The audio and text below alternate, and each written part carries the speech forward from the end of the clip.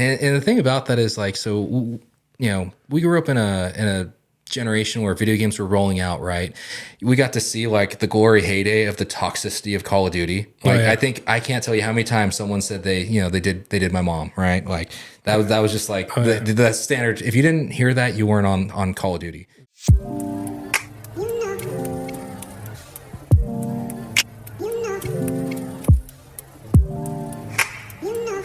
All right, so we're here at the Paso Robles podcast.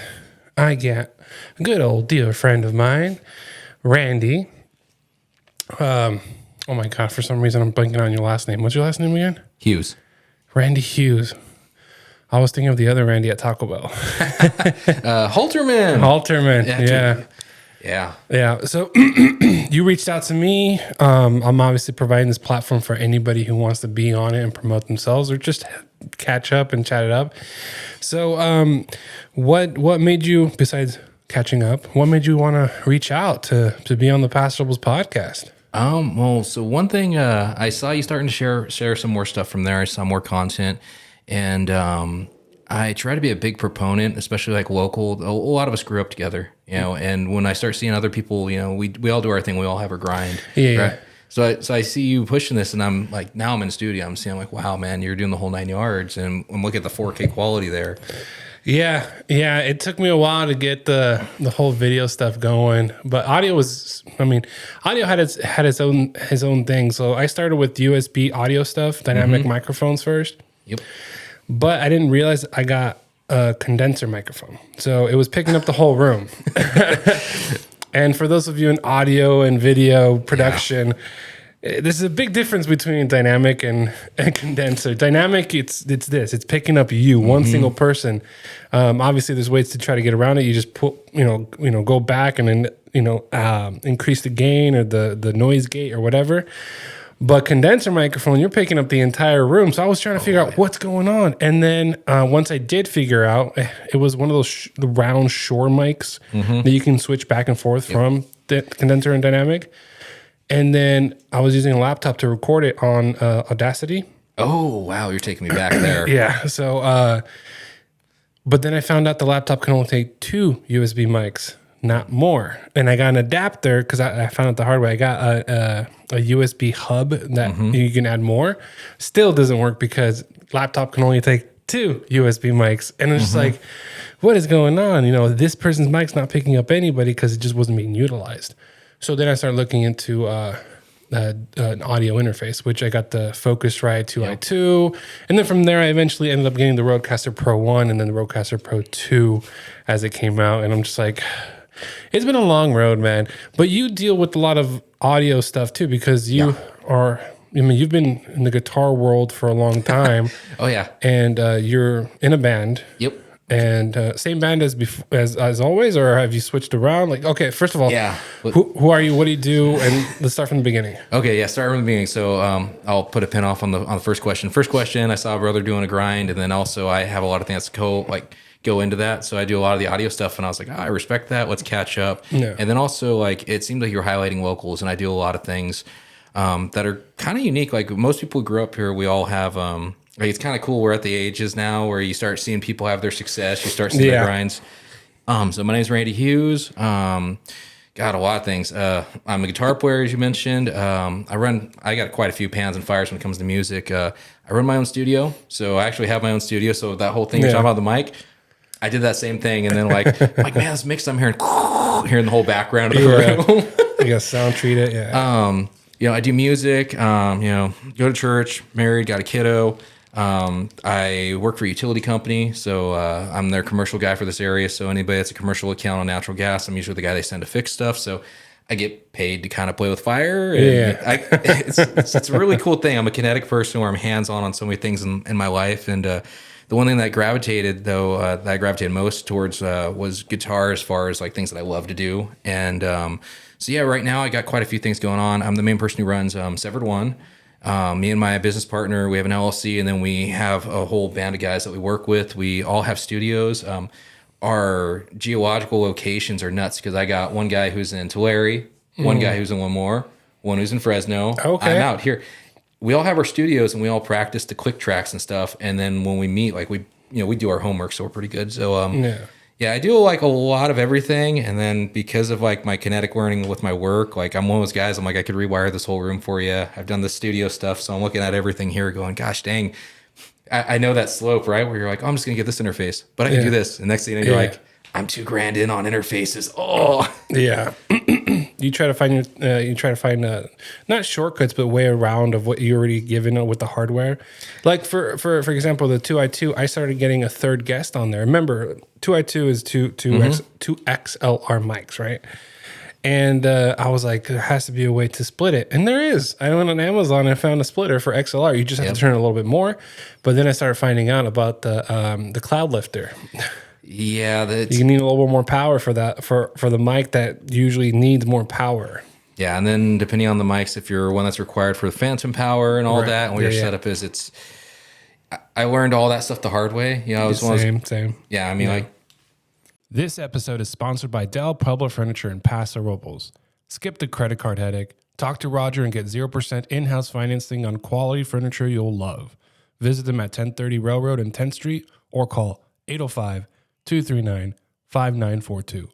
That's Del Pueblo Furniture. Comfort you want, payments you can handle. Y sí, se habla español. Just ask for Roger. But that's the thing, is like not everybody like can knows this as a common knowledge, right? Yeah. So when you're doing a podcast studio or a band studio or any kind of studio that takes into account audio equipment, nobody you can hardly find anybody who is just going to give you the information outright. Like you have to hire somebody. You can go through the University of YouTube, as I call it. Yeah, YouTube University, yeah.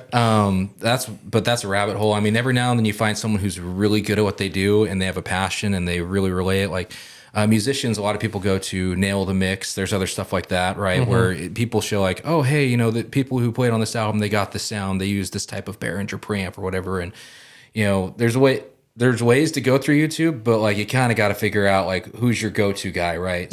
So like one of the things I have a Kemper, and that can model amps and all that. It's got like 9,000 different profiles on it. The thing's nuts. But what I found out really quick on that is there are 3 million different people who are all messing with it, putting videos up. So I had to find their official site, to their tutorials, to their walkthroughs, and then and it was its own thing. But yeah. Yeah, no, I came across a few people. Tom Buck is a big guy on podcasting.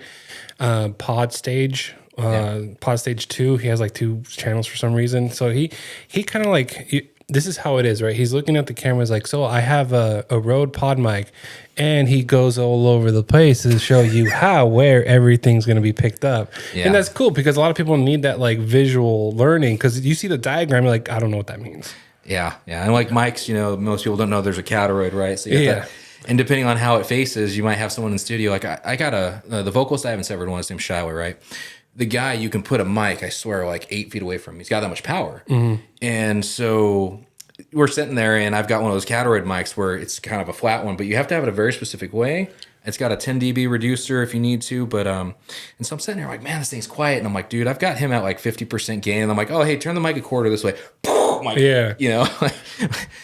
give me a good belt, give me something heavy. I'm like, oh my god, I'm sorry, I did that. Yeah, he just busted his eardrum or something. Yeah. Because there's times where like I'll be talking, and then let's say there's somebody here, and I talk this way, and you can kind of tell like your voice is traveling somewhere else, and it's trying to pick up. And then with the Rodecaster Pro, it has all these like extra features on there. Rodecaster Pro 2 was built with the preamp in there, so you don't need cloud lifter. So you're saving yourself like another $100 per mic. Yep. That's one thing, like, what? But, somebody who doesn't know would have bought everything. And I've had people send me the list of things they got before they set up. And I'm like, okay, you can send that back. You can send that back. Don't need it because you already got the Rodecaster Pro too.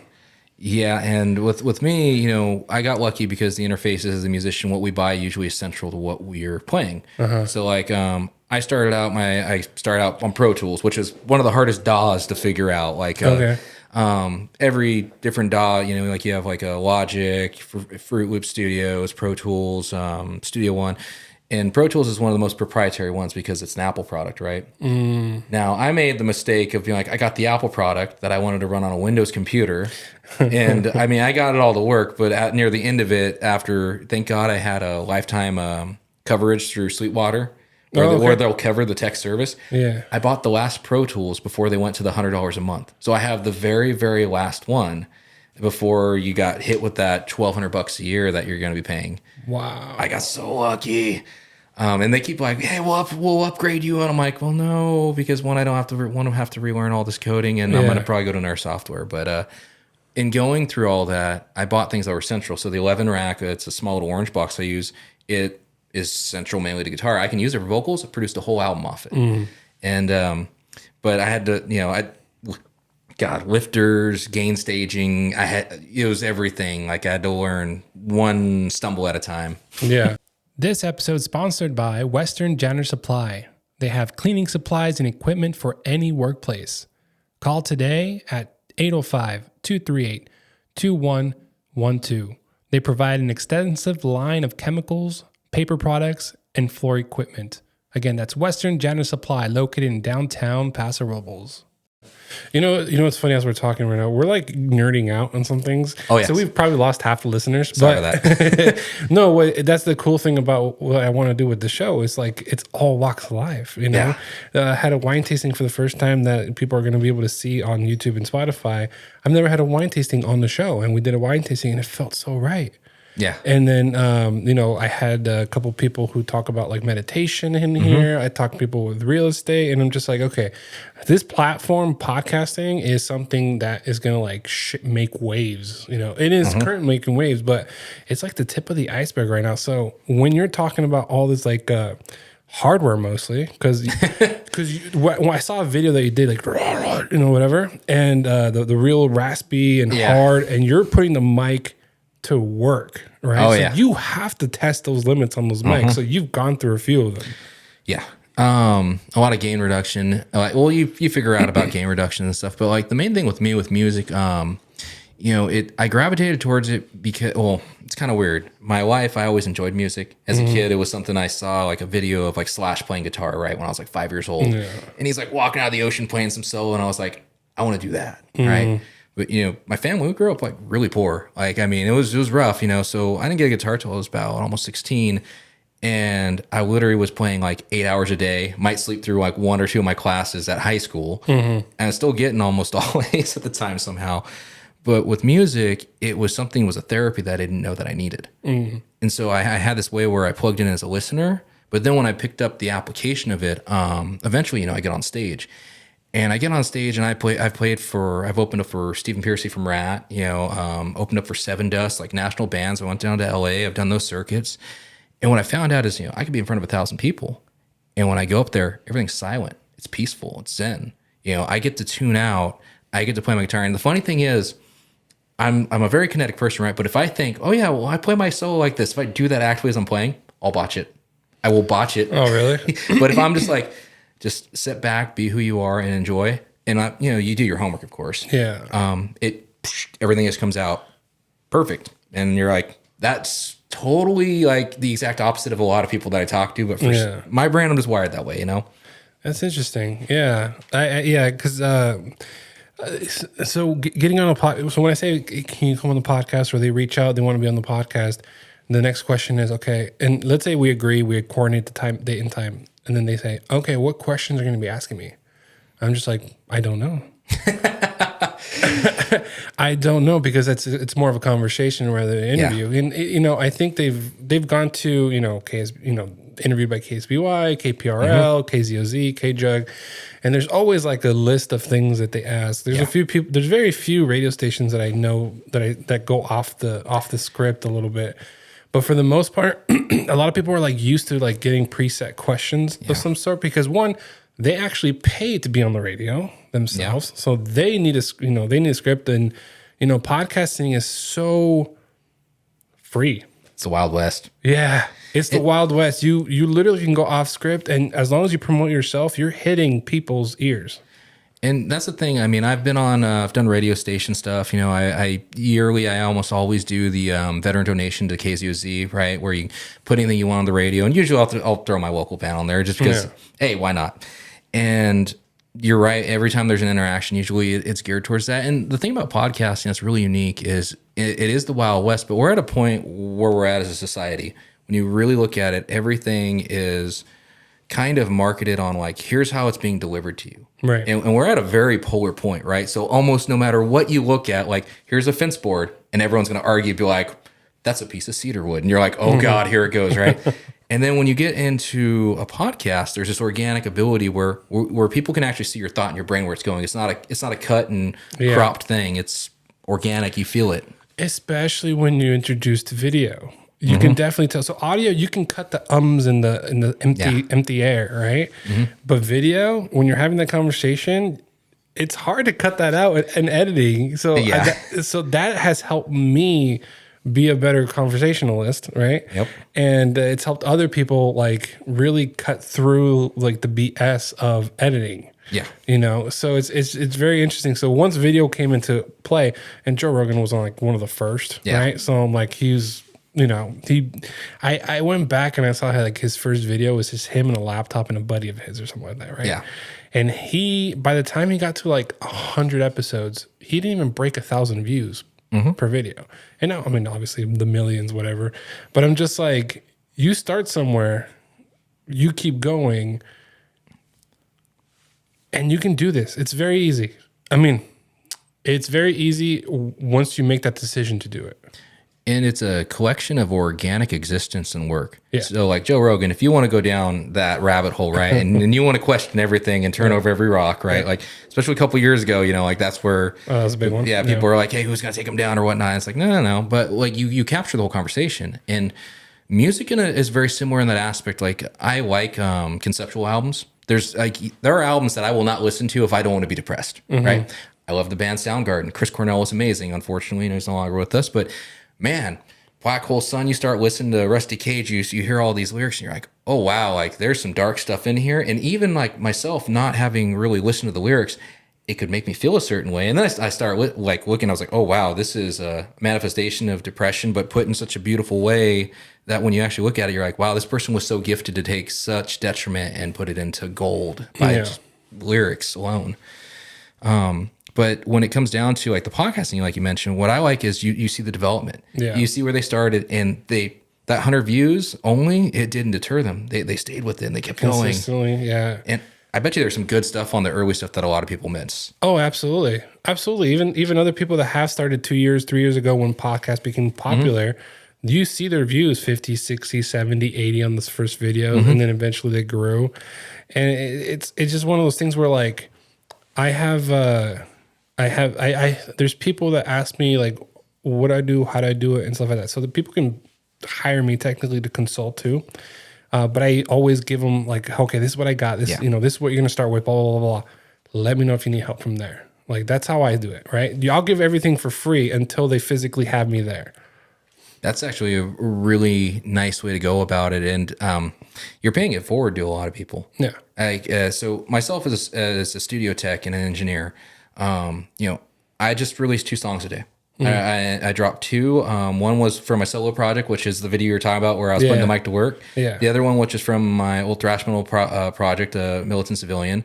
Severed One has a release from earlier this year called Castaway, but all those were in-house productions.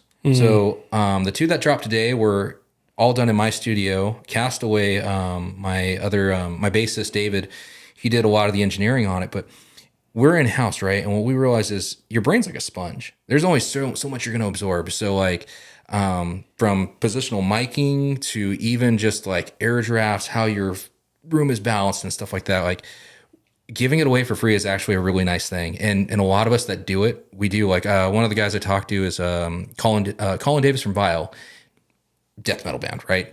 Insanely good guitar work on there and everything. And he was doing my mastering early on when I was doing the thrash metal.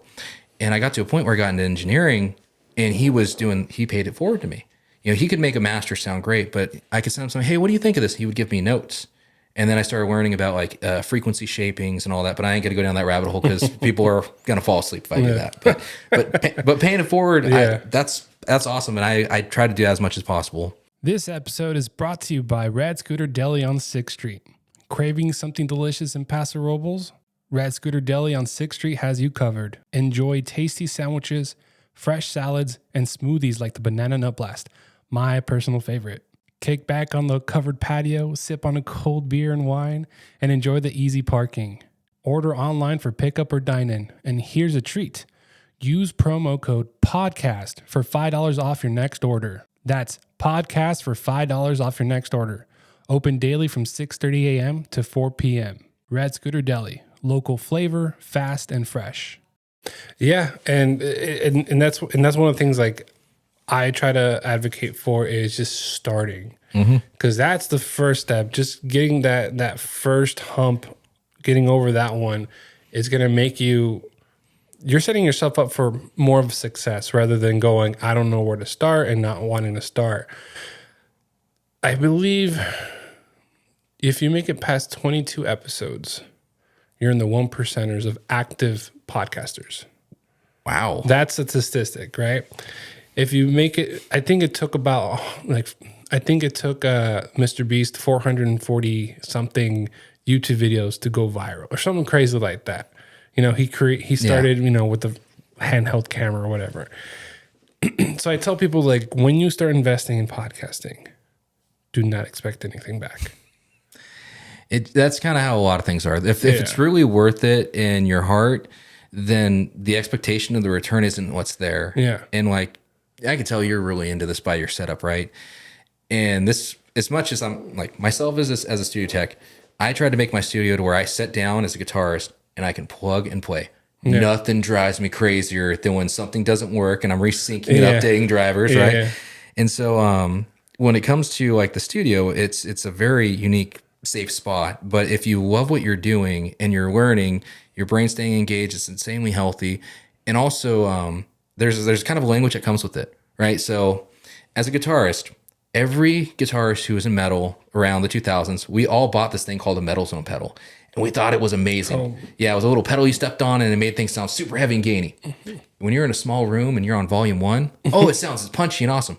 Every guy I know who had it, we played our first show live, we put our amp above 3, we clicked that thing. When that gain booster kicked on, and it was just like, oh God, what have I done? And then you try to like shape it real quick on the fly to where it's not killing everyone's ears. Maybe half the people leave, you're crying, and it's just like, but there's a language that comes with that. So like every now and then I'll see someone do like a board chain. I'm like, oh, it's been a while since I've seen someone do the double Metal Zone. That comment is like, as a guitarist, it's like, oh, that's jacked up. But like you might see them have like 2 gain stages that are just nuts, like 2 pedals where you're like, why would you do that? And they're like, oh, I like the fluff of this one. I don't use any gain. But every now and then you run across a psych who's like, gain, gain, gain, noise gate. And you're like,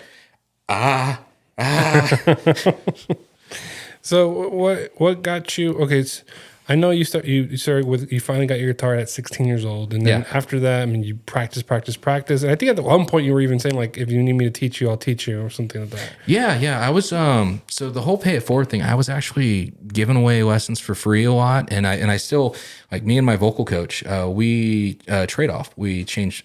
She gives me vocal lessons, I give her guitar lessons, and she's a music teacher, and guitar is one of the things where she's like, I'd like to be more proficient. You're established in this, so. I was, I grew up out at Heritage, Heritage Ranch, which is outskirts of Paso, and there's nothing to do there. I mean, there's a lake that you can walk to, but generally all everyone does is drink and party at the lake. And if you're a kid, anytime there's something fun in that area, it's going to get shut down. That's just how it goes. Yeah.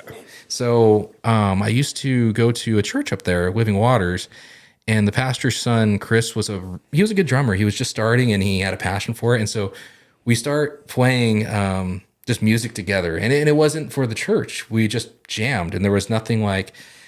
It was just fun. So eventually, what happened is the kids occasionally would, with the youth group, would hear me and him play, in passing, right? And so I started having these kids that are like, "Oh, I want to learn music," and I started looking around, and I'm like, "There is nothing to do out here," and music is like, it is therapy for the soul, especially for a bored child. Yeah. So I started giving away lessons for free, and I was teaching kids how to read tab, which is what illiterate musicians read, right? And it was all going great. And then one day I walk into church, and all the kids are on stage, and they're playing Black Sabbath NIB. And I'm like, oh no. I didn't teach them that song. But the kids went out and independently studied it and learned it. And then I'm like, oh. And my pastor was a really cool dude at the time. Some of the parents gave me a little bit of flack on that, but it is what it is. That stuff happens. But I found that I really enjoyed sharing that passion, that love. This episode is sponsored by Santos Bros Plumbing. Are you in need of a dependable and effective plumber you can trust? Look no further than Santos Bros Plumbing, your trusted local plumbers in Paso Robles, California. Call them now at 805-360-4679. That's Santos Bros Plumbing. Yeah, sharing something once you know it too. It's very fulfilling. Like you went through the struggle of learning it, or you went through all this stuff, and then you see somebody else wanting to have that same experience, and you're like, I can save you some struggle, you know. Yeah. So you tell yourselves like, I'm gonna help you. So that way, you know. So when somebody does it the hard way, you kind of go like, okay, you give them props, but at the same time, you're gonna like, you could have talked to me, you know. You could have saved a few steps here and there, but you know, it's funny. When I first started, the only people that I could ask about mics and stuff were like DJs and other musicians. And when I would talk about podcasting, they didn't have a lot of the answers because podcasting wasn't in their repertoire, right? That makes sense. And I was just like, okay, because they understood an XLR mic, they understood gain, they understood like all those other like, you know, terminologies. But then when I started talking about like I don't know, it's like what equipment they used, and their mind goes to expensive. Right? Because everything they got, it was an investment for them, right? And I'm like, no, there has to be something easier, and then, you know, something not as expensive for just having a small setup for two. So, musician's friend, it is a godsend. So, like every now and then, you'll see them put headphones on sale, and it's real easy to be $100 to $200 for a pair of headphones, right? Musician's friend does a stupid deal of the day, and you just randomly check it, and every now and then you'll see like two AKGs, which are decent headphones, for like $49. And you're like, what the heck? And then you're sitting over here, you're like, just drop an extra 100 that I didn't need to, you know. But so the other thing that you mentioned about like going and learning the language from DJs, that's really interesting, because I wish I would have known, because I've this whole studio thing, it's only been the past couple of years that I've kind of been learning it. Yeah. I would have loved to have like gotten to see on the early end, because there's a lot of fun with it. Oh yeah. Yeah. Yeah, there's a lot of fun with it. When you talk to certain people, they kind of like certain brands. So it's almost as if like you're telling them the fish tastes like chicken or something. Like it's for them, it's like, wait, what? Like, you don't, here, I'm telling you the brand that you should get. And that's what they know. That's what they're focused on. But then it's like, what about this one? Like, I don't know that mic. Yeah. Does that happen a lot in your world? Oh, yes, it does. Like, they play favoritism? So one thing I will say is like the metal community in particular, you know, I'm in the hard rock metal area, right? And the metal community is very good at embracing each other. But there are certain segments, like when you get into the death metal, where there can be a lot of opinions, you know, very much where, I wouldn't say snobbiness, but people there, to get there, you kind of like refine your brain, right? And you see a little bit of that pattern sometimes in what people choose, especially when it talks to brands. Like guitars are a huge thing. Like right now I'm sporting a lot of Deans. I'm converting most of my stuff to Dean guitars. The reason I'm going to Dean right now, I do like their models. I used to run Schecter on a lot, and they do good guitars as well. But I went to NAMM. I met the CEO of Dean. You know, I met their main VP of sales. I talked with them. They were down to earth. They were essentially, it was a small field. And here you are talking to these people who are making these calls, that these thousands of guitars that are, you know, getting shipped out everywhere. And when I realized how they cared about their brand and how they actually were as people, and they weren't just trying to sell you something, I was like, oh, I really can get behind this. So I'm an avid supporter of them. But I know certain people that have been musicians to where they're like, my minimal requirement is, if you're going to backline for me, I need to have my Mesa cabinet. I need to have this style head. I need, for a vocalist, a lot of people go with an SM58. That's the tried and true live mic, right? But there's some people, they might be like, I don't like, you know, the SM58. This is my specific one. I got, I'm trying to remember the other brand. There's a Gemini. Gemini does some wireless mics. And wireless mics, you can love and hate them. You can love them because you can walk around. But a lot of them, they got gain boosters and stuff. Yeah. And I ran sound for another metal band. And this girl, she had a pretty powerful voice. But anytime she would get within 2 feet of her mic, it would feedback so bad that I had to literally go on my board and strip like all of the treble and only give like 1% gain because she had it cranked so high on her mic. And so I go, hey, do you have a gain booster in your mic? I'm like, if you drop it down, I can push you through the house and I can shape you from the back end. And it was like, no, this is my setup. And I was like, whoa, okay. I can't hear the 12K anymore. Yeah. So the funny thing about the wireless mics, I actually learned that at the theater because there's no way I'm running XLR cables all the way down to the screen. So I had to learn a little bit more on the wireless side. And, if anybody's ever watching this, if you're thinking about like doing presentations with wireless mics, overshoot the distance that you can get out of them. Because even though it's 75 feet from the receiver and it technically takes 100, it's still going to break out because there's a wall, there's humans in between the signal. Aim for 375, 400. Yeah. Oh, yeah. And guitar, like I rock a wireless setup on stage. I love to go out in the crowd. I will mosh pit, I will headbang, I will engage with people. One of my favorite memories, I had this kid, he was probably 5, 6 years old. And I was playing out at the ranch in San Miguel and it was still open. And I see this kid. And he's just up at stage and he is just like, oh my God, like he's loving what he's seeing. He's probably 5, 6 years old. His mind is just, holy cow. And so I go and I hit a chord over there and I fist bump the kid. And then I tossed a pick to him in the middle of the show and I go up and I talk to him after the show. He's like, oh my God, you're so good.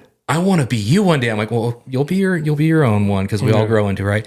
And his mind was just blown. I saw this love, this passion one day. The kid's probably like 18 to 22 at this time. Might be even actually a little bit older. Time flies, right? Yeah. But that was like one of my favorite memories, being able to give that gift. Something else that I wanted to say, you mentioned like going to DJs and stuff. Did you ever find, I got a question for you actually. Yeah. Did you ever find like they all had like similar like sense of humors or something? Yeah. Yeah. It was, well, I mean, in that career or that part of their so you have to develop certain characteristics to be able to talk to people because they're getting people come. I mean, you have a set that you play, whether it's a DJ, and then somebody comes up, is like, "Hey, play Will Smith's Fresh Prince of Bel-Air intro, whatever, dun, dun, or one of the songs, right?" And you're like, "It's a party favorite. Okay, I'll try to sneak that in." But the DJs already have their set because they want it to flow very well. They have all that stuff.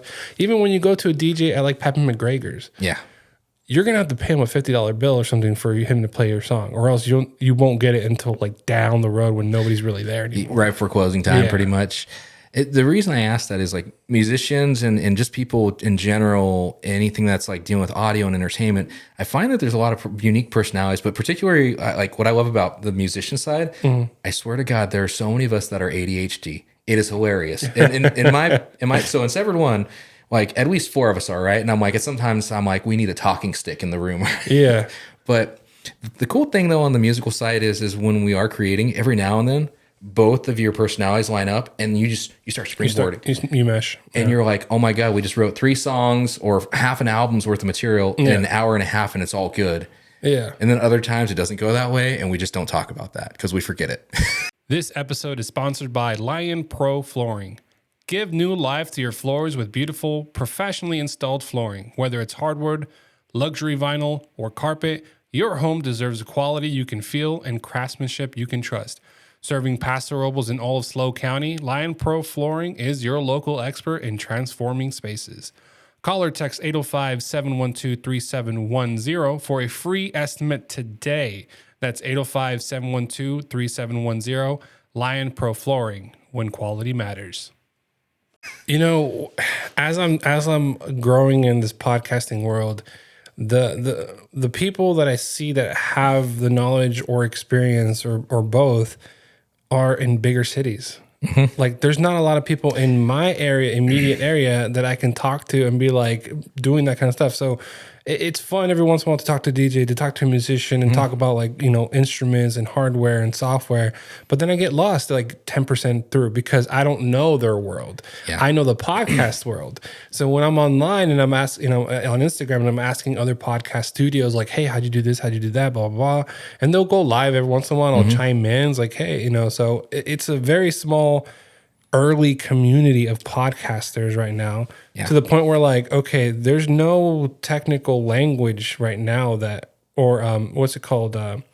Demographic. There's no group of podcasters right now identified as, oh, these are DJs, these are musicians, these are podcasters. So it feels like really, really early. And I'm just waiting for somebody to go, oh, you guys sound the same. And I still haven't heard that because everybody's everywhere else. And that's kind of a beautiful thing when you think about it. I mean, the fact you're not being pre-lined up for how things have to be. You're not getting put in a box. And you mentioned not having many around this area. It's very similar. Like for this area, we'll see the metal scene cycle. We'll see it get really prominent for a couple of years, and then it'll go down and up and down, and but it never stays consistent. And I've had countless bands hit me up that are coming from LA, going to the Bay Area, and they're like, "What's in between here?" And this is a huge dead zone. What's really rough, particularly in this area, is a lot of people just want cover bands. They don't want anything original, but like there have been some great original people in this area. Even at one time, we had a fair amount of famous people that would buy property in this area. So if I recollect, I think it's Nuno Betancourt from Extreme. He had a house in like Cayucas. Joe Walsh had one that was in like Canberra. You had all these people. Maynard Keaton from Tool. His family had investments in the wine industry, and he actually was on the local radio.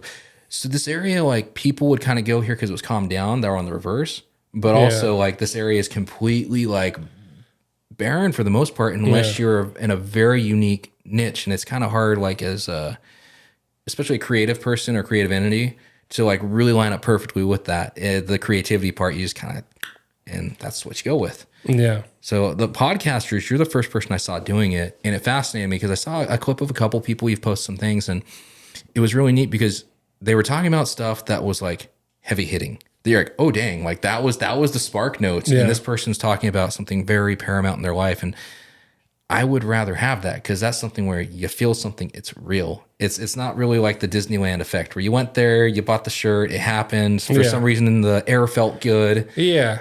But you see that and you're like, wow, this is real. This is our community, and that's actually one of the main reasons why I hit you up. I saw that and I'm like, that right there, we need more things like that. So shout out to you. Yeah, thanks. No, it's funny because I've like fine tuned it to the point, like because the conversation is about an hour, averaging about an hour, right?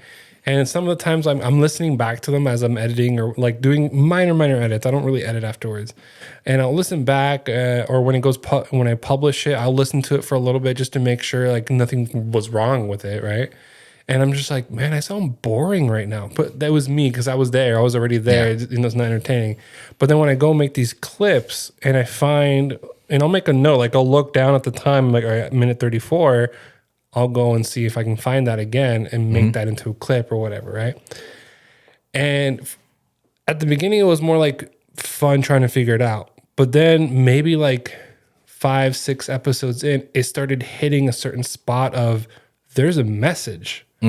And if you go on my Instagram and go from the very first like clip, reel, and then start going from there, you can see the progression of how much more meaningful. Not that the first ones weren't meaningful. It was great information, but you can definitely tell like I started adding different music in the background because during the podcast, there's no music in the background.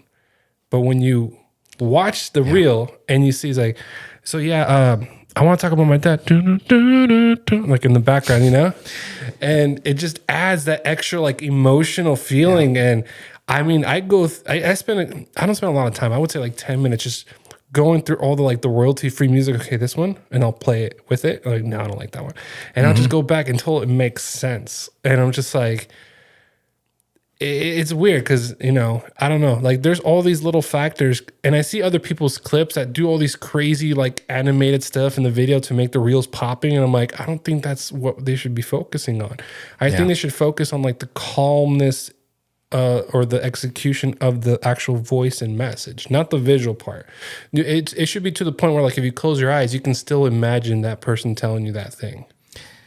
Yeah, and I mean, you can't the thing with podcasting is because it's organic, the content is key. Yeah. And like one thing that like it's kind of funny seeing myself on here because I realize how photogenic I am because sometimes I'm like making these making these funny faces, but to be honest, that also shows how we are in real life. Like I wouldn't think you're necessarily boring because I grew up. I remember you beatboxing and doing all the cool stuff. Like you could add some music that way back. I made that in the background. No, there's I still do that every once in a while. I had a musician here the other day. Her episode hopefully will be live before this one. But it was we were clicking in the sense of like music. We like to sing, right? And I kept coming up with Boys to Men stuff. And at some point, I would just like, okay, I got to sing a little bit so that way I can like really show that that they are like this type of music is what I like, you know. Like at some point you're probably having the urge of like, all right, I'm gonna get close to the mic and start doing something, right?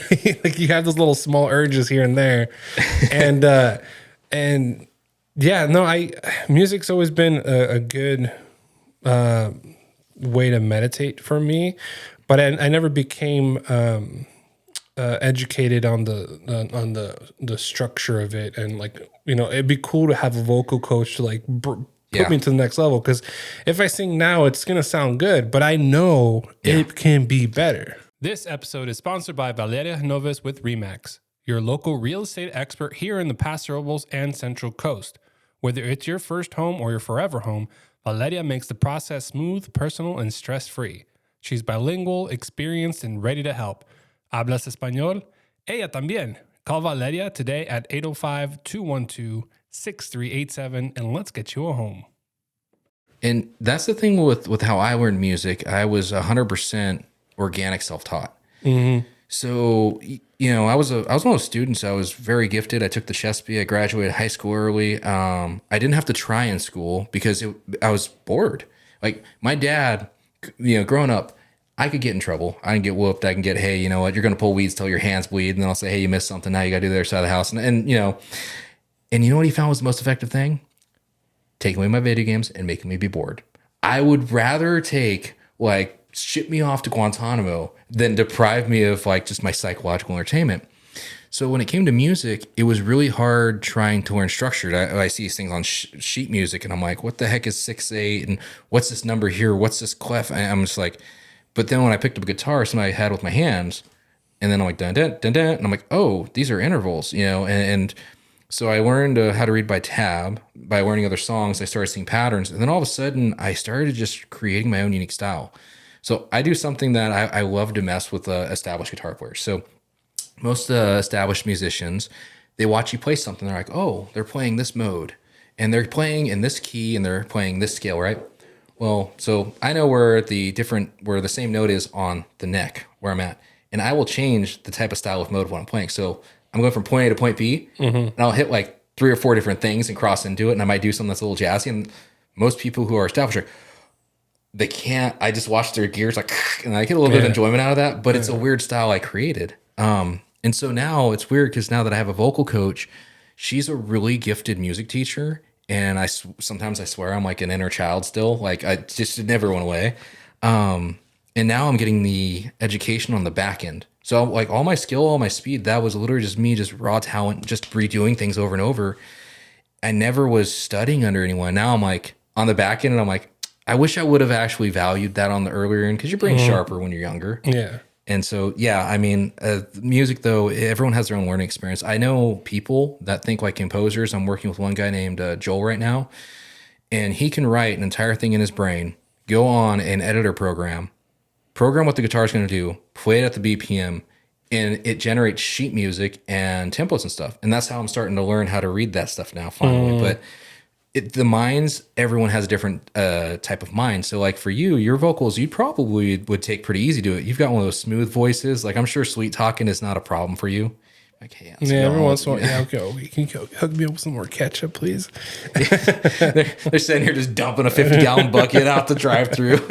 Whatever you want. It's when you say smooth, I think about how easy it is to have a conversation with people, because there's times where like I meet somebody new, and I mean within 30 minutes they're telling me like their dark secret. Like it's the craziest thing, and I'm like, oh, really? Like.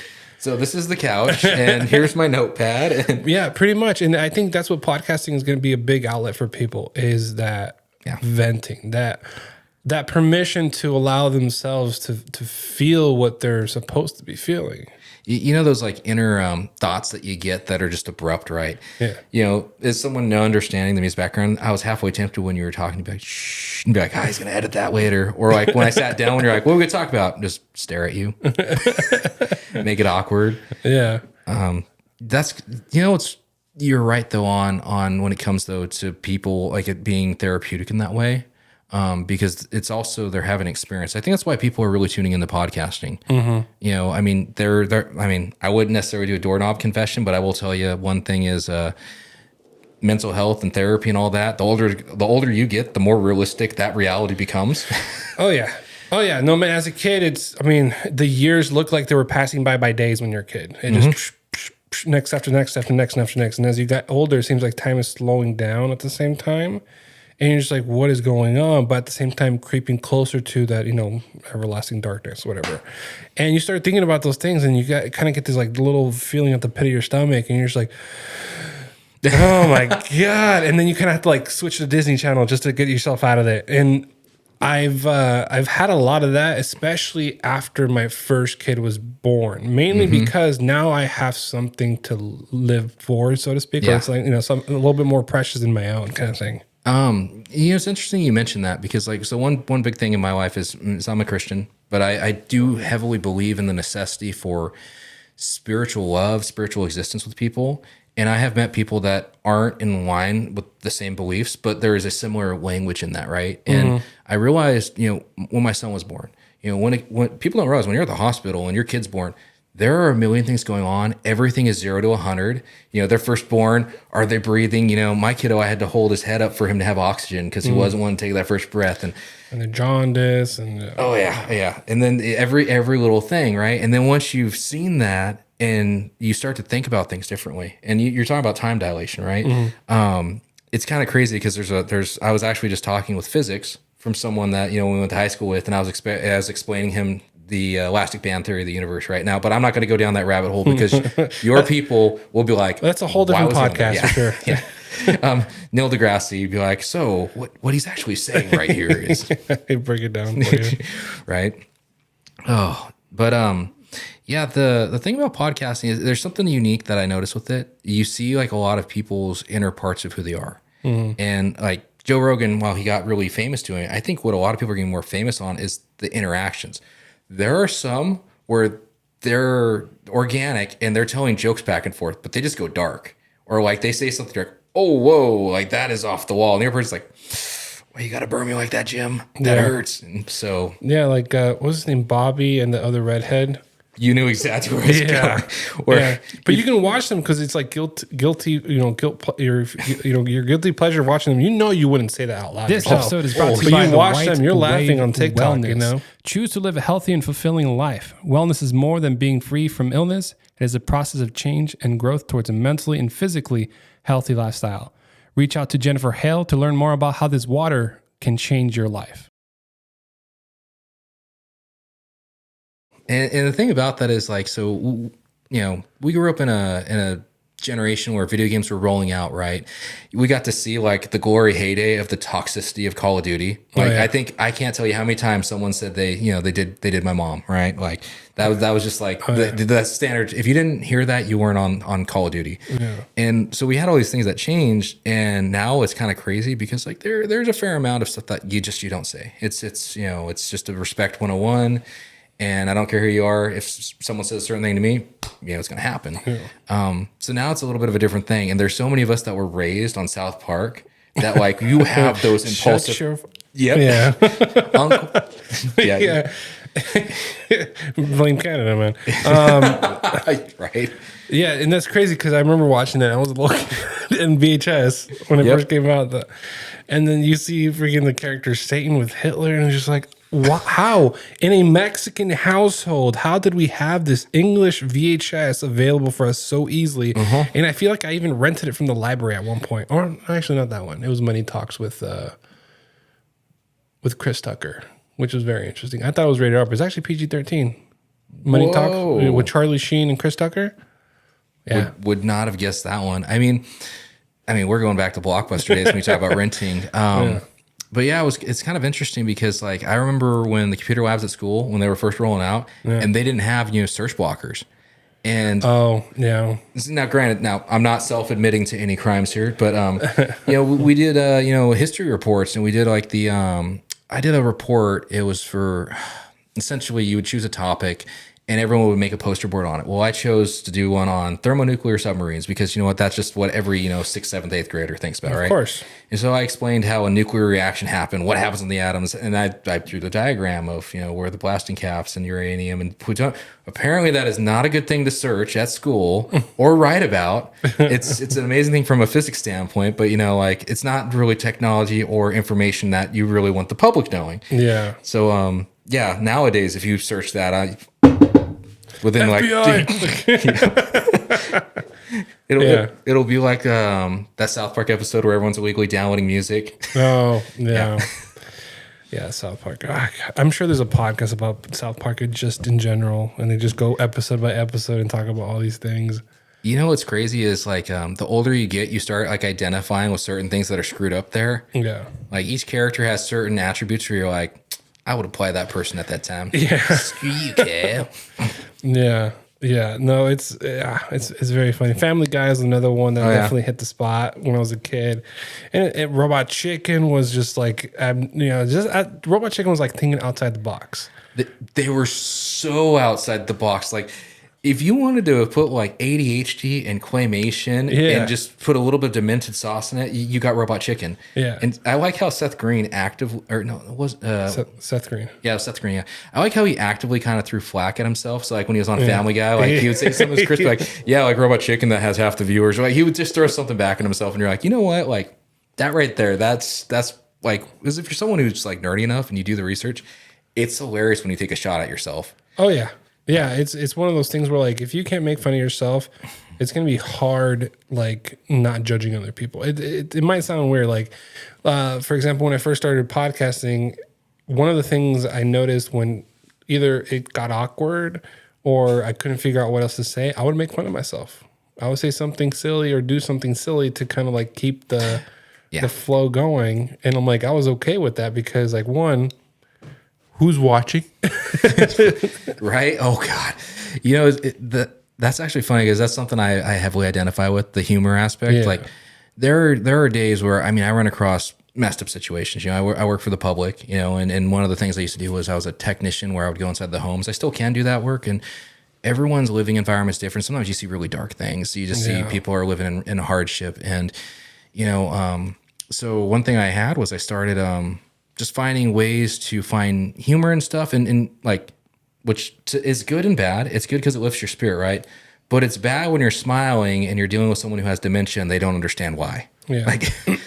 So you're sitting here and you're you realize what's going on. I had a situation, I have a customer, and it's exactly like that, right? And I'm sitting there and I see the caretaker, and they're kind of quasi helping because I'm there to help make things safe, right? Yeah. And I'm thinking in the back of my head, I said, well, at least that they're not going to complain about anything because they're not going to really remember. And then I was like, dude, why? And then it's because I've been that guy who's been broke down on the side of the road at 1 a.m. I'm a mechanic's son, right? I've had my cars break down, which is why I buy newer cars now. I'm just no, I'm at but no, there's one vivid memory that I have. It was during Halloween. I'm not going to say what job I was working at because I don't want people to well, he worked there, that sicko, whatever. But I remember hearing somebody saying a joke about oh, I dressed up as Winnie the Pooh. And he only wears a red shirt. Yep. So I said, yeah, I'm going to come and dress as Winnie the Pooh with just the red shirt. And I don't know why. I thought I was being funny. And the customer's just kind of what the fuck is going on? And here you are just free balling in front of their house, right? Yeah. And I thought it was super hilarious because I heard it somewhere and I laughed. So I thought it was going to be funny if I said it. And then I just, figured I probably wouldn't say that again unless I'm with somebody I'm really, really, really comfortable with. Yeah. And the humor thing, you don't necessarily have the full control over what thoughts happen, but you have control on how you act on them. But with, it's kind of funny you mentioned the Halloween thing because I had one year where I went overkill and I grew up on Steve Irwin. I loved Steve Irwin. I learned a lot from that man. Don't tell me you had a stingray with you. I did. I did. I literally, I got the safari. Rest in peace. Yes, rest in peace. I got the safari outfit. I had the whole mesh hat, right? The straw hat. And I put a blood packer right here and I had a barb sticking out. And that is insanely insensitive and rude. I honestly, I grew up with him. I loved him as a person, and I saw the footage of what happened. It just breaks my heart. But I go to this party, and I thought the same thing, because at that time I'm younger in mind, a lot younger. We're just gonna say, Yeah. and I had no idea the frame of reference. So I have a friend. He's like, "Oh, so who are you?" I was like, "From the Output Guy," right? Just trying to like kind of like play it up, Hint it. Yeah. yeah, just hint it. And I have the Foster's beer, right? And I'm just trying to hint at it, right? And he looks at me out of nowhere and goes, "Oh, so you're just being an a-hole." And I was like, "Oh, dang!" But I look back now and I was like, that was not your best version of yourself. It's like funny to reflect on, but at the time, it was just like, come on, bro, too soon. Yeah. Do you see like, so there's a lot, there's with all the movements and all the woke things happening. Have you ever noticed like the comedians, like there's certain ones that like kind of Bill Burr stick to their guns, but there's some that kind of completely change their direction and career because they know, like, I don't think they didn't have like the stomach to keep going or something, because they said jokes in the past and now they're like, they get off the radar because they know, something's coming after them. So I saw Bill Burr in Vegas, and he was able to make the crowd go from 0 to pissed in 2 seconds and laughing. And the thing is when you look at comedy or any form of art, you have to be subjective to you have to be able to be arbitrary from yourself too as well, and realize, like, so I'm not saying someone can draw, something that's an insensitive thing, and not, there are certain things where we know what they represent. But when it comes down to humor, we were, George Carlin was the thing. I mean, a lot of the points of humor, if you look at all the thousands of years of mankind, one of the ways that we have gotten to subtly hide things of what was going on at the time was art. Yeah. Artwork, music, because the lyrics, and then here you are, you're reading these lyrics, like, oh wow, this is talking about this, this ABC this time. I mean, one of the more in our lifetime, I mean, you look at Rage Against the Machine, right? There were a lot of things that they were talking about that were like, so when it comes to that and you realize that that's the application of art, I really tell people, like, you have to think, kind of take a step back and realize, because I've had some people say some jokes and I'm like, hey man, like, that kind of hurt, right? But Bill Burr, when I see I think one thing you got to look at with that question is what made the comedian and who makes them. Because like Chappelle was the same way. And the thing, and Chappelle, he called some things and was like, hey, this is how it's going to play out. And a lot of stuff he was like really accurate on. And it's hard because when you get into arts and stuff, I think everyone's dream is to be doing this on a stage, right? People are investing millions of dollars because they appreciate what you're doing, right? Because there's some satisfaction we all want to function off of. We're all searching that approval from somewhere, whether it's ourselves or parents, like we all got trauma, right? And based on that, we want this approval. And so with artists, I do see one stick to their guns, and to those ones, I'm like, you know what? They never really hid, because I would rather take someone who says they don't like me up off the front of it than someone who might give me a mixed message. But I've noticed that a lot, like a lot of people. But what I think is the bigger point here with that is we all grow, we all change, we all recover. One thing I have done that I am proud of is I have helped multiple friends get clean off of substances. I've been that guy to where if you call me at 1, 2 in the morning, I will pick you up.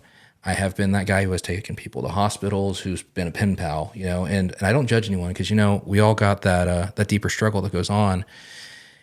And when you look at it, part of the whole thing of people skirting around issues, there's something that changed with communication. If you really think about it, like 2010, around that time frame, stuff was wild. Yeah. I mean, people were posting things like wild. I mean, like there was no real regulations that kind of rein things in. So between 2000 and 2010, there was just a lot, right? Yeah. And then now we're kind of trying to focus it in, people, whether it be censoring of speeches and whatnot. I'm kind of one of those people where I live and let live, right? So like with comedians, I try to see them for their application, but I see that a lot. I've seen that in musicians and stuff like that. But my main thing is I think we need to accept that we all grow. We should all be willing to understand that we can be wrong. So like, no matter what I talk with you about, even if I have strong conviction, I go in 100% of the time going, you know what, this person might persuade me to think a different way. And there are times where I've had people call me out and be like, hey, at one time you were this way. And it's like, you know what? And at one time, I was completely cold-hearted or I was completely ignorant, you know, and to be able to say that's a big thing.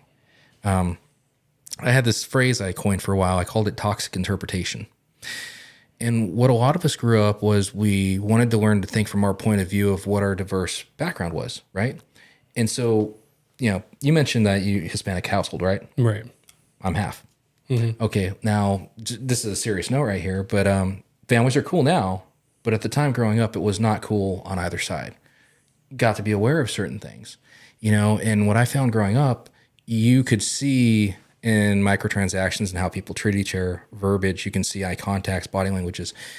And it took a lot for me to separate from wanting to read into that more because to try to get a healthy conversation to maybe change those things with, sorry, bumped your mic, but to change those things, you have to be willing to talk. And then people are like, man, I may not like this person, but actually I really like them. I really like them. And I can't find out why they're such a good person. It's like, well, funny you say that. I'm somebody you should hate. And right. So, yeah. One of the things I've been practicing more is don't ask for permission and don't apologize. that's actually, here's the thing. You're being authentic. Yeah. And we've talked about podcasts a couple times, but that's why I think people are kind of getting addicted to it because the sincerity and authenticity. You mentioned the Bobby podcast earlier, right? Yeah. Violently, just adding that one word in a statement, you're like, oh God, like, and people are trying not to have a reaction, right? And you know exactly what I'm talking about, but we're not going to go there. But this is the authenticity where you're seeing the organic chemistry of friends, and like this right here, we haven't had one stall. That kind of says something. Yeah. No, yeah, definitely for sure. I think as long as you're not hurting somebody physically, emotionally, mentally, I think don't ask for permission and don't apologize. You know, to be honest, when it comes down to it, you only get one shot to live. Yeah.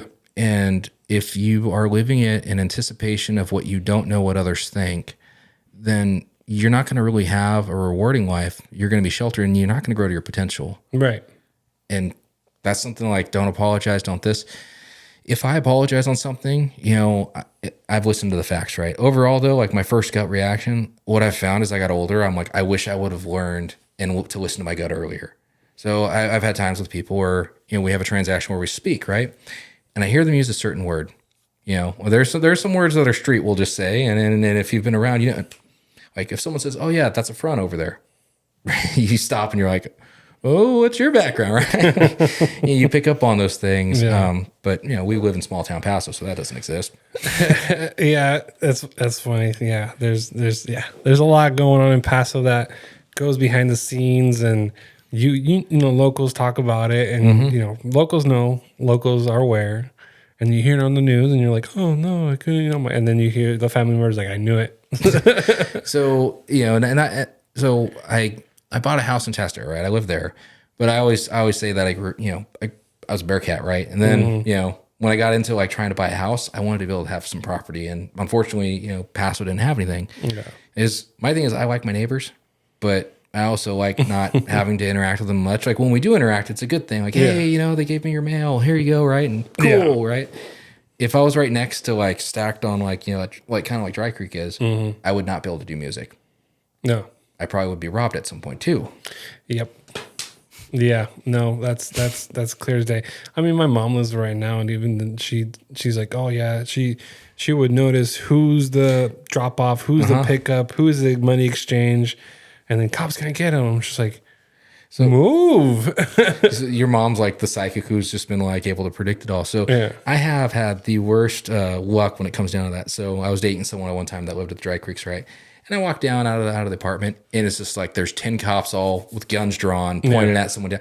And I'm like, wow, I'm in the line of fire. Oh no, I'm in danger. and I had one other one though. Like, dude, I swear you can bet on like bad luck and timing with me, you'll win. I went to Reno, and I'm with my parents, and it was a family trip thing, right? They got a room at the Atlantis, and this was the first time where I went again with my grandfather and got drunk till 4 a.m. in the morning, which was hilarious. But so I go to an ATM, and I'm pulling out my money, and I realize like there's just like no one around me, and then all of a sudden I see all these like squad cars and everything pulling up, and apparently there's a robbery happening within like 20 feet of me. So everyone's all squatted out, and then like I'm just sitting here just I'm continuing my transaction. I was like, well, that's interesting. They got a good response here. I mean, dude, I didn't hear anything break. Man, that must have been like 40 seconds. Someone pressed a button, right? And then I'm like, oh, I'm in danger. Yeah. One last time that happened, I was down in LA for training. I was in Monterey Park. I went to Carl's Jr.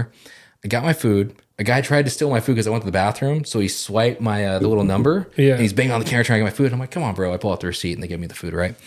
I leave that Carl's Jr. And next thing you know, I see 5 like SWAT vans just hauling by me. And this is like 10 minutes later. The place was getting robbed and they were sending like SWAT teams there. I'm like, dude, okay, first off, they're sending like the big van. So like, what did that person have? But like, so my luck is like, I guess I'm lucky because I lived through it all. But Yeah. so You're like the X-Men character Domino. You get lucky. Yeah. You know, things happen around you, but you come out unfazed.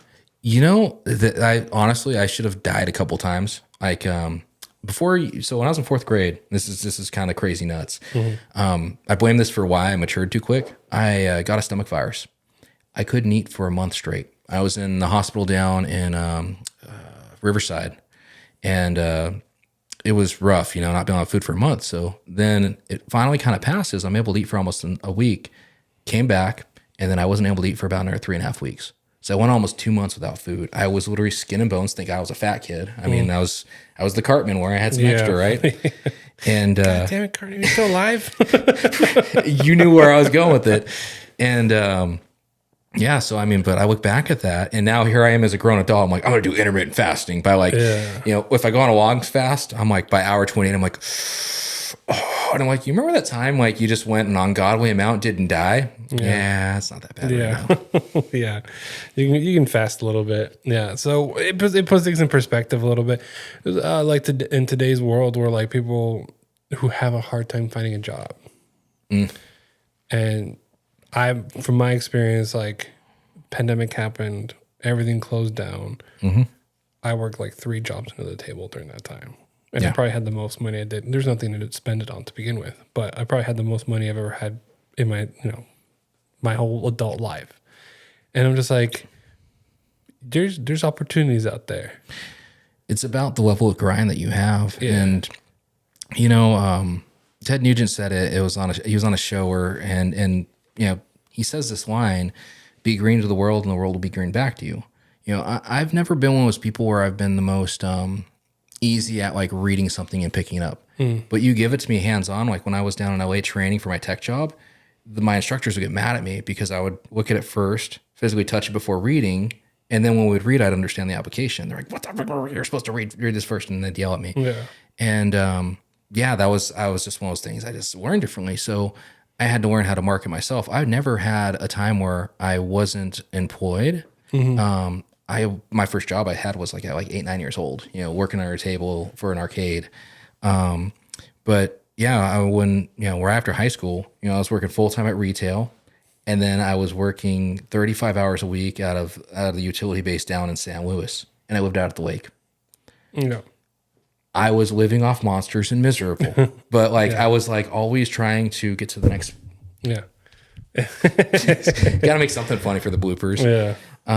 But yeah, it was like, how do you mark yourself? And you have to also see the value in yourself. Right. And I think that a lot of people lost that in the pandemic because we had this whole identity where before the pandemic, we were interconnected. We weren't the healthiest, but we were still interconnected. And then when we couldn't get together, and now we're all isolated, right? And then phones have made it to where it's really hard not to get depressing messages and things like that. And based on what algorithm is getting thrown your way, that affects your perception, and your perception affects your reality.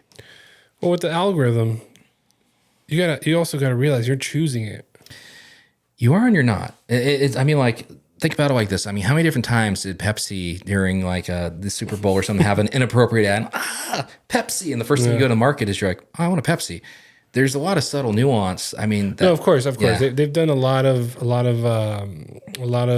research. They've done trial and error. What does this? What goes that? You can say that about McDonald's. You can say that about anybody really. But one of the things I've listened to and I've learned a lot more is if you don't change it, you're choosing.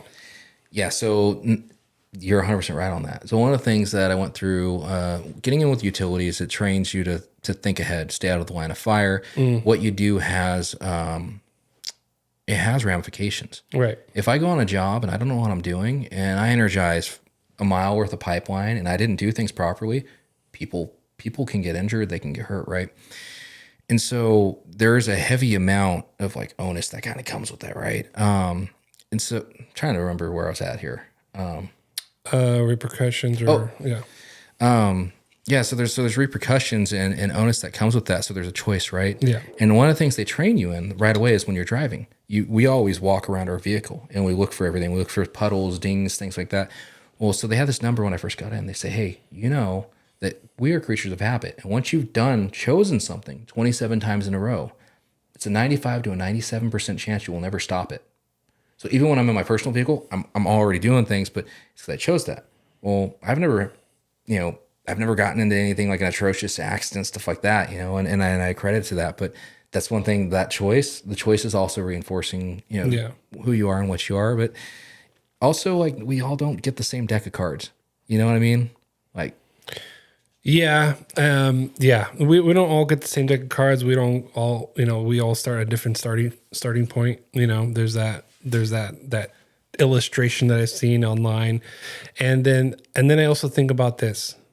If somebody who has a similar same story as you and made it, means it's possible.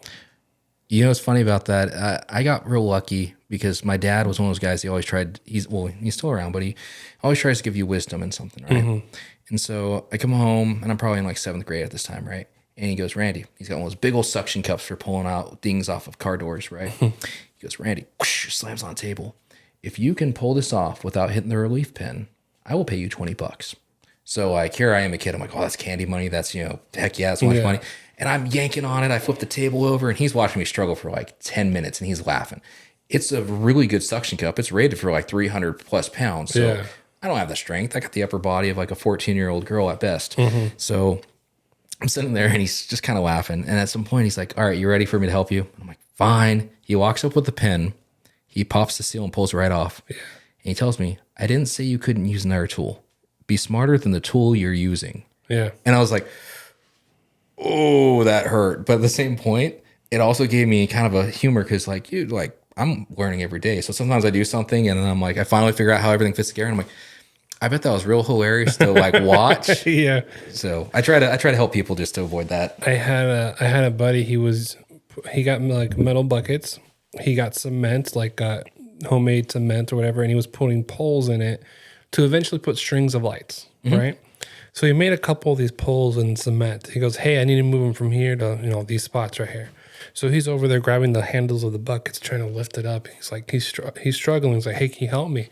He did most of the work as far as like creating those things. And I'm like, and I was just chilling in the house because I was living with him at the time. I was like, yeah, I'll go help you. So I come over and he's like lifting whatever. And I just go and start rolling the bucket. He goes, think smarter, not harder. Work hard, smarter, not harder. And I'm just like, to me, it's like, it's not that he wasn't smart. It was more like, I think he was in a state of success that he had to do it the hard way because that was fulfilling for him to be able to lift that thing, move it over, And then that's where he got stuck on. It's crazy you mentioned the state of success because there's so much to our disposition by, happiness in many ways is a choice. Yeah. Right. Your demeanor and how you reinforce. As soon as you wake up. Yeah. I'll be honest. I've talked to, a head shrink here or there. And then, I think it's one of the best things you can do because it kind of helps give you that perspective. Right. But every now and then I'll see someone and like I had this, I was at a public show and this guy was a hired gun. He was a hired guitarist, real good player. It's a button-up shirt. He's at a metal show, and he looks like the prep, right? And he ended up he was a life coach. And so he had said something like, he was like, yeah, I messed up on this part. Yeah, stupid dude. And he's like, oh, I got to be nice to my inner child. No, and I was like, you've gotten help before. And he's like, yes, I'm actually a life coach. You just see him do like a mantra real quick, like short one. He's like, oh, you're checking yourself. Okay, got it. Yeah, it was exactly that. And so this guy, he tours as a hired gun musician. And he does Zoom calls as a life coach. And he also helps mentor the musicians he's with. And the guy's making like $150 an hour. And I'm like, boy, did I make the wrong life choices. Yeah. It's never too late though. No, it's never too late. And the people that are early, and by the way, even if you're like 35, 36, you're still early. You still have another 5-6 years before you really have to start thinking about like, okay, what else am I going to do? You know, what, because with today's medical care, I mean, you can get to 100 easy. It's whether you want to live to 100 and how you've taken care of yourself. Patrick Oswald has a whole skit about that part. So it's, you know, it's kind of funny because I started my career young. You know, I grew up in a house where we had a lot of struggle.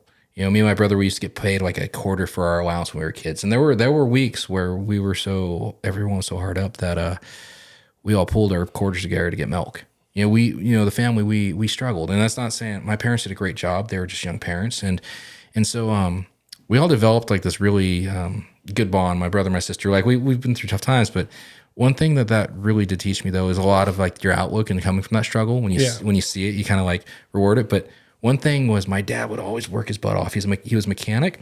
He was doing a full-time internship, full-time college, and he had a full-time job. Lived in the same house as me, and I only saw him maybe once in 2 years. Like that's how busy he was. And I asked him that question. I said, well, hey man, with modern technology, you'll probably make it to like 85 to 90. And my dad's 6'6". He's a huge dude, mechanic. And he's like, what makes you think I want to live that long? And I'm like, what do you mean? He's like, my elbow hurts. He's just doing the walkthrough. And I'm like, oh man. Yeah, the wear and tear of the life that he's lived kind of thing. Yeah, and I've had my career, you know, I've had a great career since I was 19. So I'm getting close to, you know, a couple of years. I'll be at 20 years and I'm at this point where I'm like, man, I've had quite a career there, but I'm looking at the next phase of things.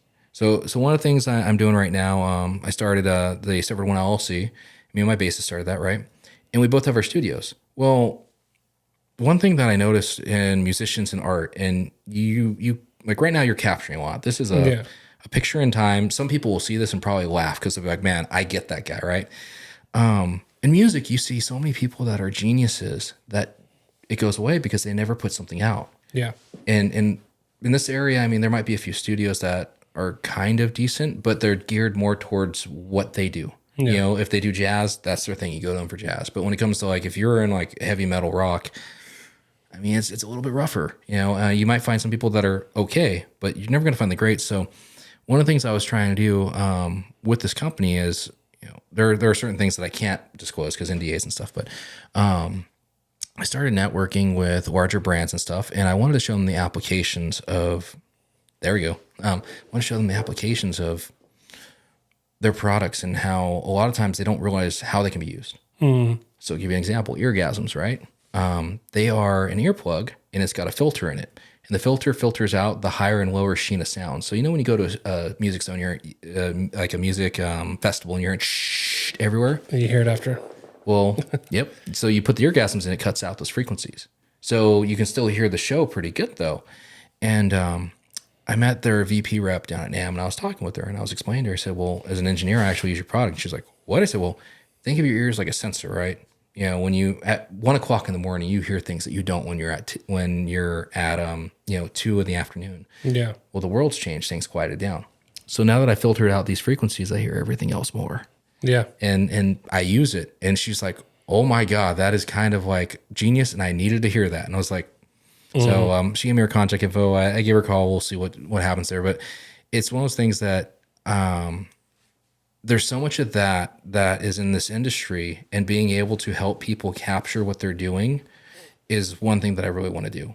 Yeah. And I do think there's room to make a career for it. And in this area, I work for a lot of, I've done work for a lot of big clients. There are people that could make this area have, its own coliseum, that could have its own thing. The thing is our areas where we've always been really unique in how we grow here. Like we go through these weird phases, right? Where we'll do stack and pack housing.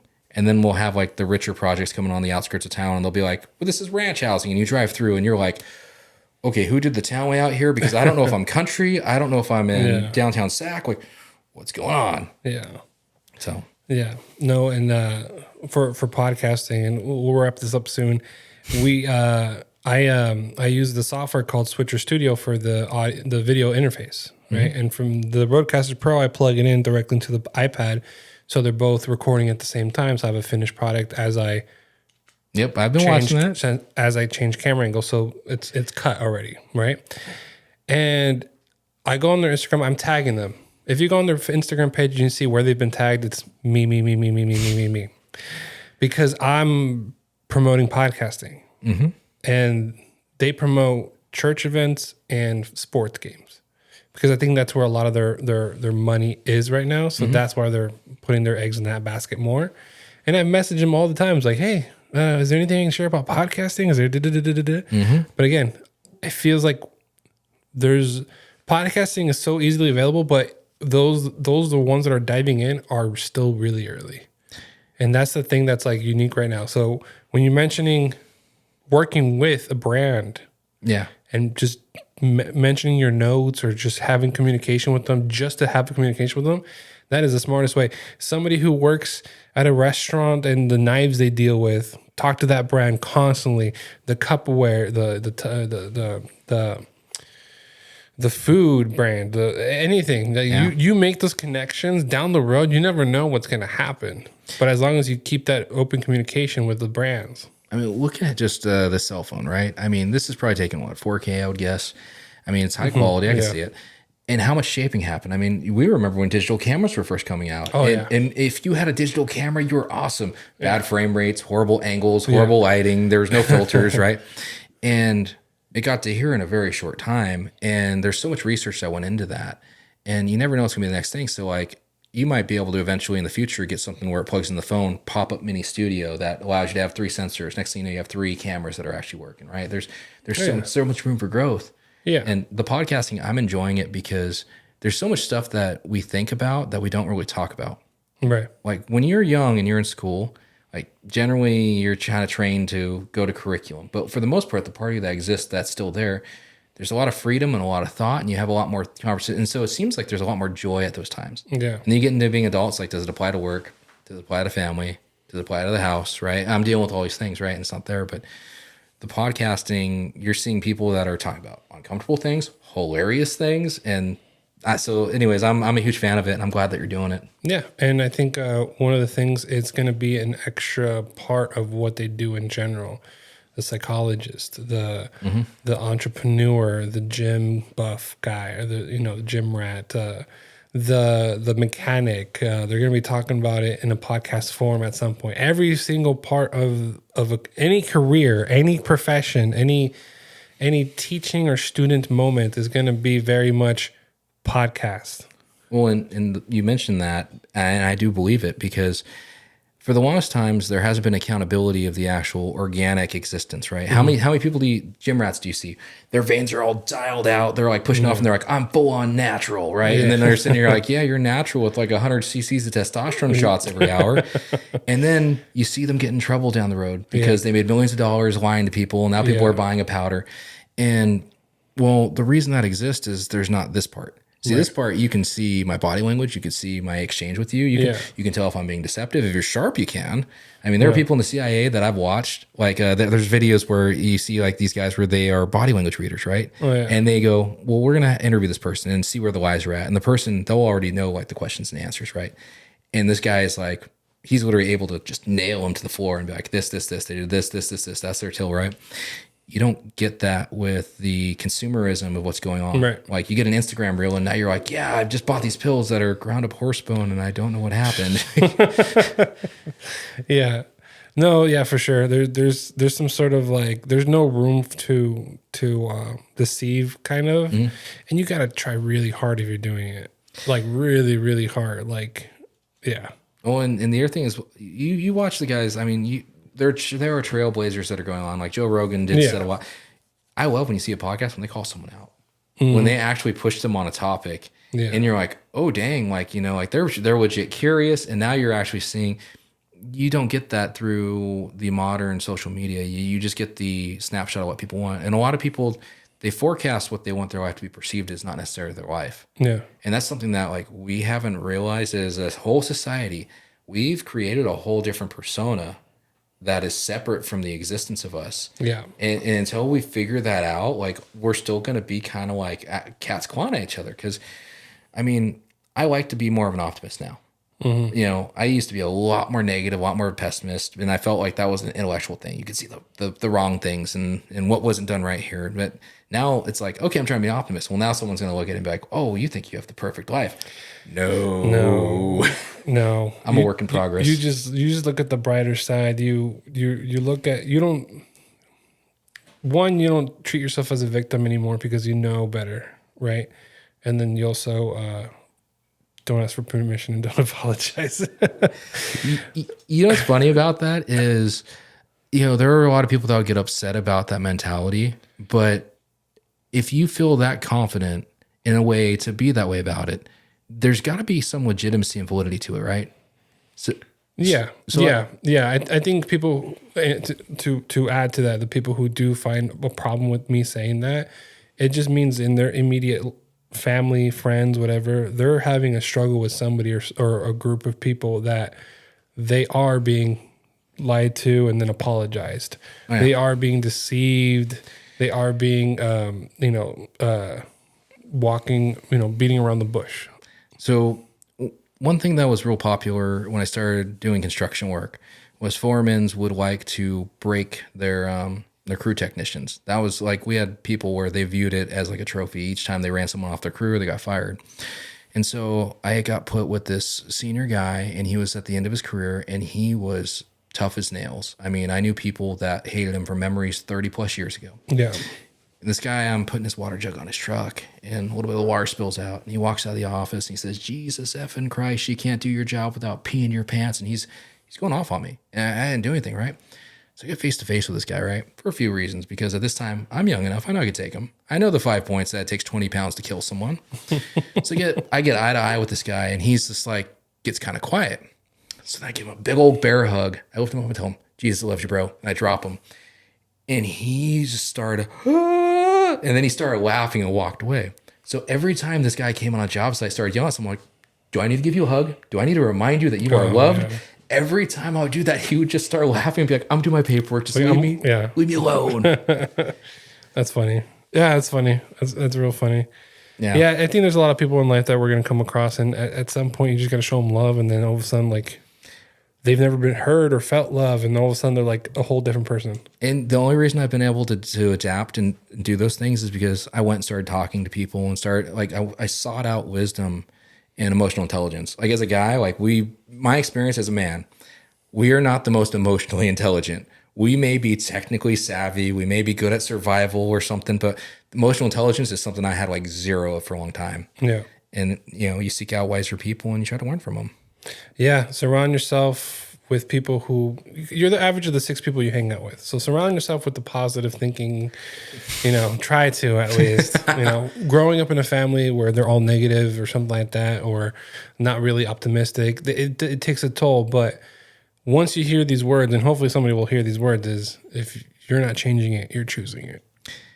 Yeah. And that's the thing, when we can all look at, hey, well, this happened when I was growing up and it messed me up, right? Yeah. But to be honest, if you're hitting your 28, you've been a grown adult for 10 years, you've been an adult, you've had an ability to advocate for yourself. And if you chose the same thing, at some point you look in the mirror and you realize, oh, whoa. And if you're okay with that, then fine, you were okay with it. But we need to start realizing the power of choice.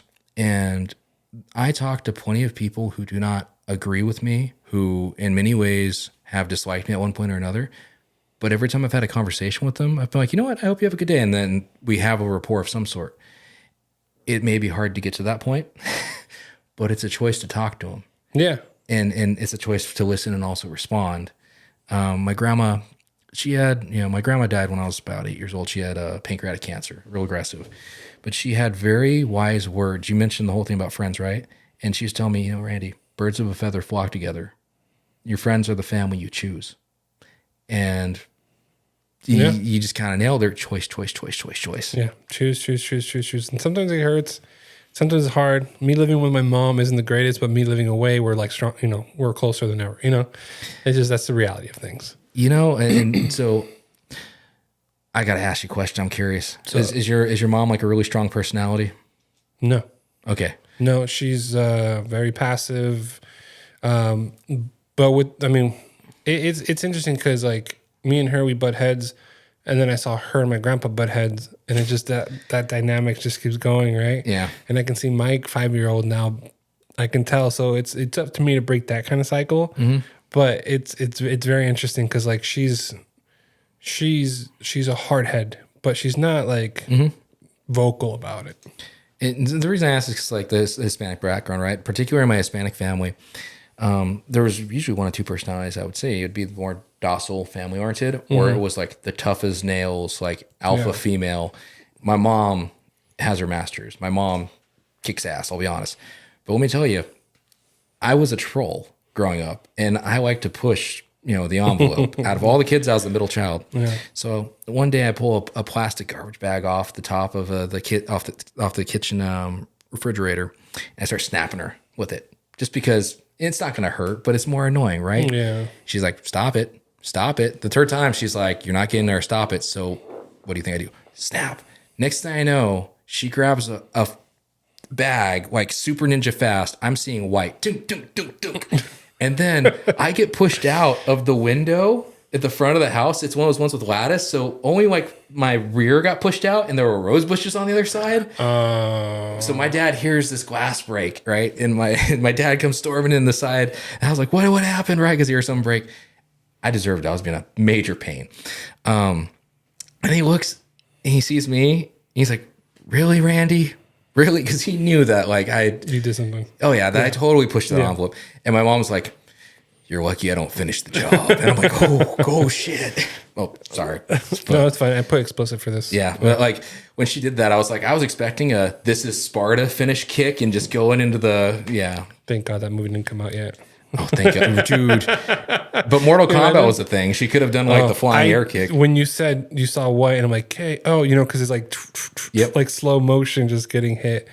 But I think we'll end with that. Thank you, Randy, for joining me, for reaching out, for catching up, and we'll talk off air a little bit. And I want to learn more about the whole studio stuff, because obviously this is more of the technical side. You got it, man. And then when it comes down to it, wherever I can return any of the wisdom, any of the favor, that is something where I really want to give back. And in the music scene, I'm at that point where I'm established, where I'm starting to be able to try to give back in those ways. And that's something we need to see more of. So it's nice catching up. And I hope that more people that like watch this go check in with your friends and do exactly this. Me and Miguel go way back, and we've seen each other grow through all the years. And one thing that's crazy is every time I see him, it's literally like I saw you yesterday. Yeah. It's such a cool thing.